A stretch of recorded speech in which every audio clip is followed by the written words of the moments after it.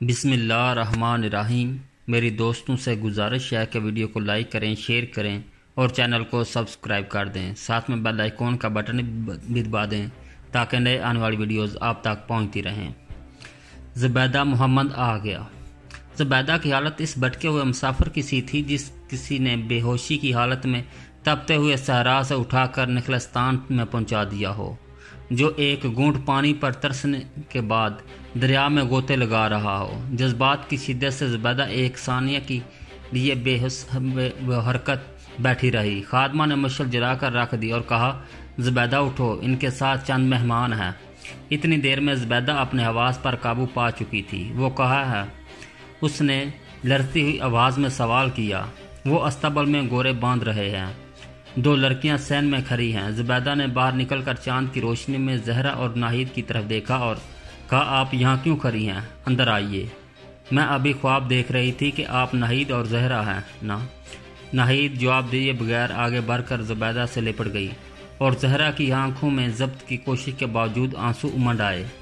ناہید سے علیحدہ ہو کر زبیدہ زہرا کی طرف متوجہ ہوئی اور اس نے آنسو کی وجہ پوچھنا چاہتی تھی، لیکن اتنی دیر میں محمد بن قاسم، خالد اور علی قریب آتے دکھائی دیے۔ محمد بن قاسم کے ساتھ دو اجنبی دیکھ کر زبیدہ نے ناہید اور زہرا کو اندر لے جانا چاہا، لیکن ناہید نے کہا، ہمیں دوسرے کمرے میں آرام کرنے دیجیے، ہم بہت تھکی ہوئی ہیں۔ زبیدہ نے کہا، بہت اچھا، آپ آرام کریں۔ خادمہ زبیدہ کے اشارے پر زہرا اور ناہید کو دوسرے کمرے میں لے گئیں اور محمد بن قاسم، خالد اور علی کو اس کمرے میں پہنچانے کے بعد زبیدہ کے کمرے میں داخل ہوا۔ رات کے پچھلے پہر محمد بن قاسم اپنے کمرے میں بیٹھا زبیدہ سے باتیں کر رہا تھا۔ کمرے کا دروازہ کھلا تھا۔ زبیدہ کبھی کبھی اپنے شوہر کے چہرے سے نگاہ ہٹا کر باہر جھانکتی اور آنکھوں میں آنسو بھر کر رہ جاتی۔ صبح اسے شام جدائی کا پیغام دے رہا تھا۔ مرغ سحر کی اذان سے کچھ دیر پہلے محمد بن قاسم سفر کے لیے تیار ہو گیا۔ زبیدہ کی والدہ محمد بن قاسم کے متعلق سلیمان کے ارادوں سے واقف ہوتے ہی زبیدہ کے ماموں اور بصیرہ کے چند با اثر مسلمانوں کے وفد کے ساتھ دمشق روانہ ہو چکی تھی۔ محمد بن قاسم نے اٹھتے ہی کہا، افسوس میں ان سے مل نہ سکا۔ زبیدہ، مجھے امید ہے کہ ناہید اور زہرا تمہیں اداس نہ ہونے دیں گی۔ ابھی چند دن کی کوشش کرنا کہ ان کی آمد کا کسی کو پتہ نہ چلے۔ زبیدہ ہم کر ہچکیوں کو ضبط کر رہی تھی، لیکن اس کی نگاہیں کہہ رہی تھی کہ آپ سچ مچ جا رہے ہیں۔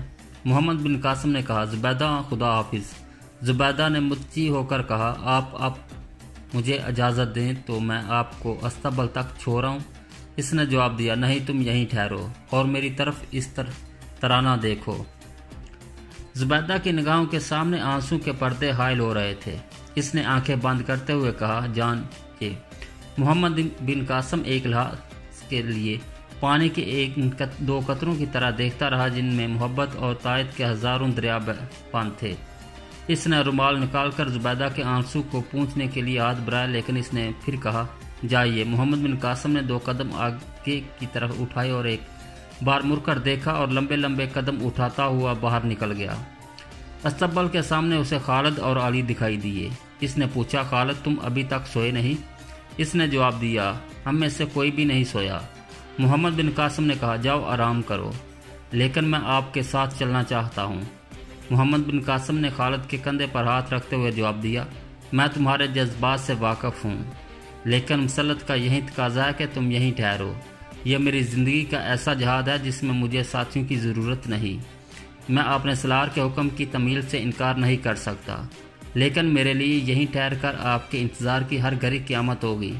محمد بن قاسم نے جواب دیا، یہ تمہارے سپاسالار کا حکم نہیں، تمہارے دوست کی خواہش ہے۔ ان حالات میں تمہارے لیے میرا ساتھ دینا ٹھیک نہیں، تم بعد میں آ سکتے ہو۔ خالد نے مایوس ہو کر علی کی طرف دیکھا اور وہ استبل سے گورا نکال لایا۔ محمد بن قاسم نے گورے پر سوار ہو کر مسافے کے لیے ہاتھ بڑھایا۔ خالد نے جذبات سے مغلوب ہو کر اس کا ہاتھ اپنے ہونٹوں سے لگا لیا۔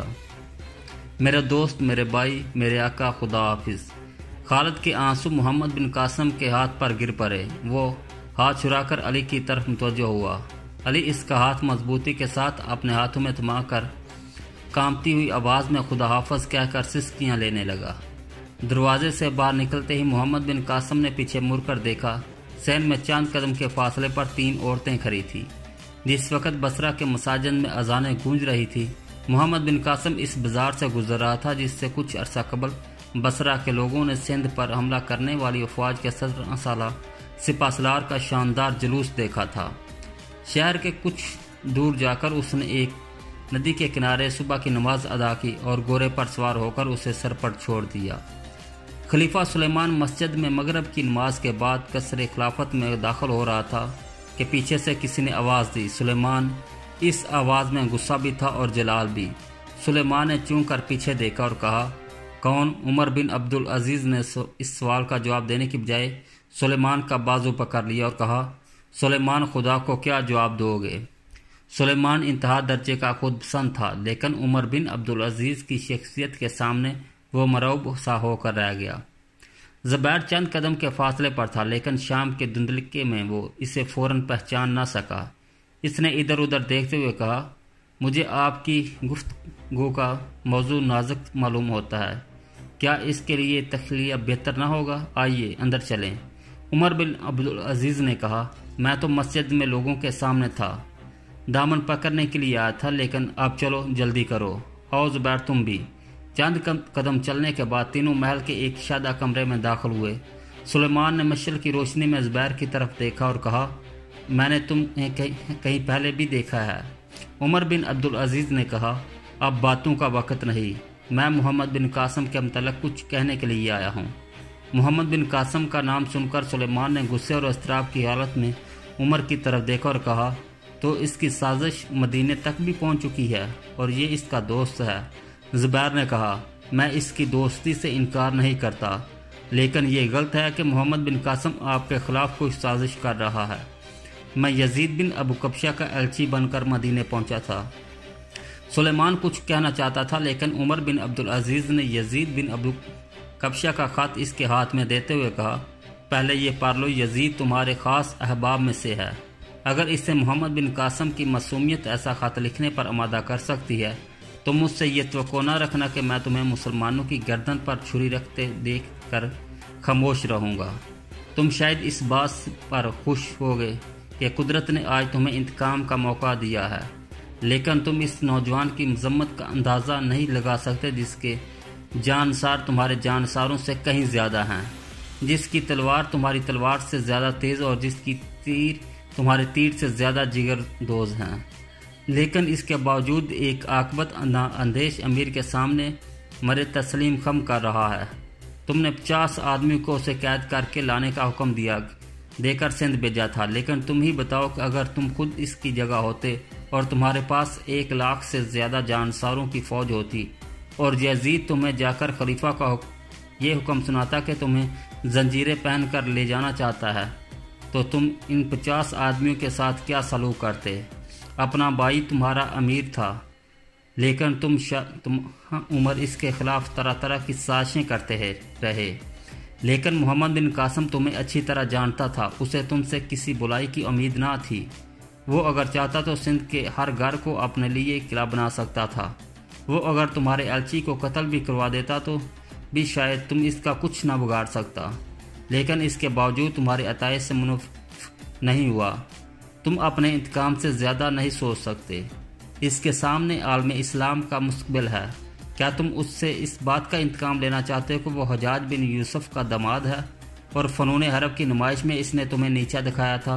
काश जिस तरह वो एक सिपाही के फ़राइज़ समझता है, इस तरह तुम भी एक अमीर के फ़राइज़ समझो। इसकी अफवाज हिंदुस्तान के आखिरी कोने तक इस्लाम का परचम लहराने का तैया कर चुकी थी। अगर उसे वापस ना बुलाया जाता तो शायद वो इस वक्त तक राजपूताना फतह कर चुका होता। आज मुझे दमिश्क पहुंचते ही पता चला कि तुमने इसे साला की निगरानी वास्ते भेज दिया है। तुम इसके लिए कोई बदतरीन सज़ा तजवीज़ कर चुके हो, लेकिन याद रखो तुम इसकी अजमत इससे नहीं छीन सकते। लोग जिलाद की तलवार भूल सकते हैं, लेकिन शहीदों का खून नहीं भूल सकते। सुलेमान, मैं तुम्हें बहुत कुछ समझाना, लेकिन अभी बातों का वक्त नहीं। अगर फातिहा सिंध के सीने में प्युस्त होने वाला तीर अभी तक तुम्हारे हाथ में है तो उसे रोक लो, वरना याद रखो आने वाले मोरख जहां मोहम्मद बिन कासिम को इस ज़माने का सबसे बड़ा मुजाहिद कहेंगे, वहां وہ تمہیں اسلام کے سب سے بڑے دشمن کے نام سے یاد کریں گے۔ اگر تم نے میری بات نہ مانی تو شاید کل تک میں دمشق کے لوگوں کو یہ سوچنے پر مجبور کر دوں کہ مسلمانوں کی حماقت میں تمہارے جیسے امیر کے لیے کوئی جگہ نہیں۔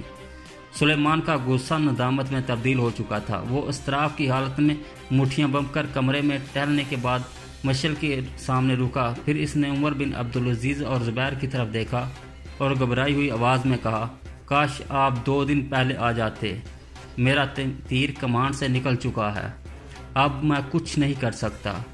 عمر بن عبدالعزیز نے پوچھا، تو تم اس کے قتل کا حکم دے چکے ہو؟ سلیمان نے اس بات میں سر ہلایا۔ زبیر نے کہا، اگر آپ دوسرا حکم لکھ دیں تو میں شاید وقت پر پہنچ سکوں۔ سلیمان نے طالب جائی ایک غلام تمیل کے لیے موجود ہوا۔ سلیمان نے کہا، میرے استقبال کا بہترین گورا تیار کر دو۔ غلام چلا گیا اور سلیمان خط لکھنے میں مصروف ہو گیا۔ خط ختم کرنے کے بعد سلیمان نے عمر بن عبدالعزیز کو دیتے ہوئے کہا، آپ پڑھ لیجئے۔ عمر بن عبدالعزیز نے خط پر سرسری نگاہ ڈالنے کے بعد یہ خط زبیر کے ہاتھ میں دے دیا اور کہا، اب خدا کرے یہ وقت پر پہنچ جائے، تم بہت تھکے ہوئے ہو، کیا یہ بہتر نہ ہوگا کہ کسی اور کو بھیج دیا جائے؟ زبیر نے جواب دیا، یہ خط حاصل کرنے کے بعد میری تھکاوٹ دور ہو چکی ہے، میں آپ کو اطمینان دلاتا ہوں، راستے میں آرام کے لیے بغیر واسطہ پہنچ کر سکتا ہوں۔ اگر مجھے راستے کی چوکیوں سے تازہ دم گورے ملتے جائیں تو میرا ارادہ ہے کہ میں طویل راستہ اختیار کرنے کی بجائے سیدھا صحرا عبور کر لوں۔ سلیمان نے ایک اور حکم نامہ راستے کی فوجی چوکیوں کے نام لکھ کر زبیر کے حوالے کیا۔ غلام نے آ کر اطلاع دی کہ گورا تیار ہے۔ زبیر نے سلیمان کے ساتھ مصافحہ کرنے کے بعد عمر بن عبدالعزیز کی طرف ہاتھ بڑھاتے ہوئے کہا، آپ میرے لیے دعا کریں۔ عمر بن عبدالعزیز نے خدا حافظ کہتے ہوئے زبیر کی طرف غور سے دیکھا۔ اس کے چہرے پر جو چند لمحے پہلے ایک طویل سفر کی گلفتوں سے مرجھایا ہوا تھا، عزت کی روشنی میں جھلک رہا تھا۔ تھوڑی دیر بعد زبیر ایک تیز رفتار گورے پر واسط کا رخ کر رہا تھا۔ صحرا عبور کرنے کے بعد زبیر ایک رات تیسرے پیر کے قریب ایک سرسبز و شاداب علاقے سے گزر رہا تھا۔ مسلسل بے آرامی سے اس کے اعصاب شل ہو چکے تھے، سر درد پھٹ رہا تھا۔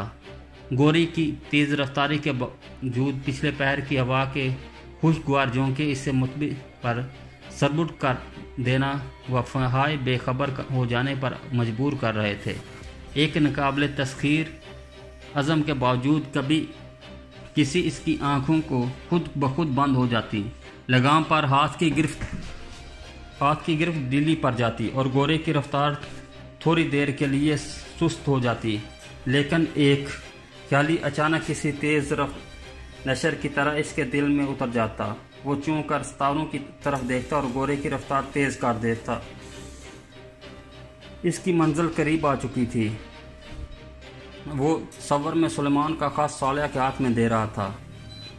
قید خانے کے زمانے میں پر محمد بن قاسم کے بغل گیر ہو رہا تھا۔ وہ کہہ رہا تھا، محمد میں اب سو جانا چاہتا ہوں، کسی ندی کے کنارے کسی درخت کی گھنی اور ٹھنڈی چھاؤں میں، اور دیکھو جب تک میں گوبر تازہ دم ہو کر نہ اٹھوں مجھے جگانا مت۔ نیند کتنی عجیب چیز ہے، ہر دکھ کا مداد و ہر درد کا علاج۔ میں کم سے کم ایک دفعہ جی بھر کر سونا چاہتا ہوں، لیکن نہیں میرے دوست، تمہیں سلامت دیکھ کر میری نیند اور تھکاوٹ دور ہو جائے گی۔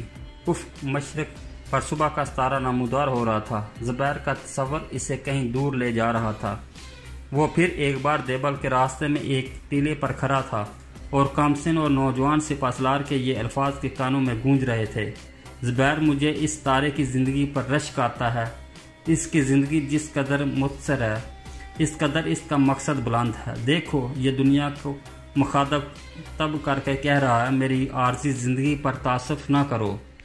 قدرت نے مجھے سورج کے الچی بنا کر بھیجا تھا اور میں اپنا فرض پورا کر کے جا رہا ہوں۔ کاش میں بھی اس ملک میں آفتاب اسلام کے طلوع ہونے سے پہلے صبح کے ستاروں کا فرض ادا کر سکوں۔ زبیر کے دل میں ایک ہوک سی اٹھی اور اس نے پھر ایک بار تھکے ہوئے گورے کو پوری رفتار سے چھوڑ دیا۔ افق مشرق سے شب کی روئے سیاہ سمٹ رہتی تھی۔ صبح کا ستارہ نور کے آنچل میں چھپ گیا اور آفتاب خونی قبا پہن کر نمودار ہوا۔ زبیر نے آخری چوکی سے اپنا گورا تبدیل کیا۔ 2 کوس اور چلنے کے بعد زبیر کو حد فطر پرواز کے مساجد کے مینار نظر آ رہے تھے۔ दो हर कदम पर बीम दर्जा के उठते हुए तूफानों में उम्मीद की मशाल जला रहा था।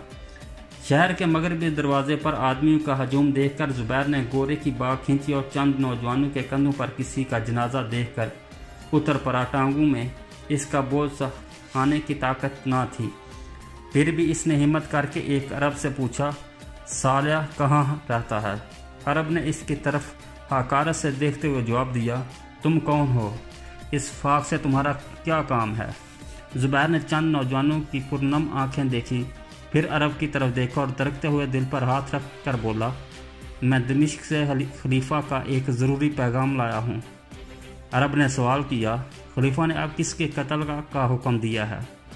जुबैर ने पथराई आंखों से अरब की तरफ देखते हुए पूछा, ये जनाजा किसका है? अरब ने जवाब में कहा, तुमने फातिहा सिंध का नाम सुना है? जुबैर के हाथ से गोरे की बागडोर छूट गई और लड़खड़ा कर ज़मीन पर गिर पड़ा। बहुत से लोग इसके गिर्द जमा हो गए। एक नौजवान जुबैर जुबैर कहता हुआ आगे बढ़ा और इसके करीब बैठकर उसे होश में लाने की कोशिश करने लगा।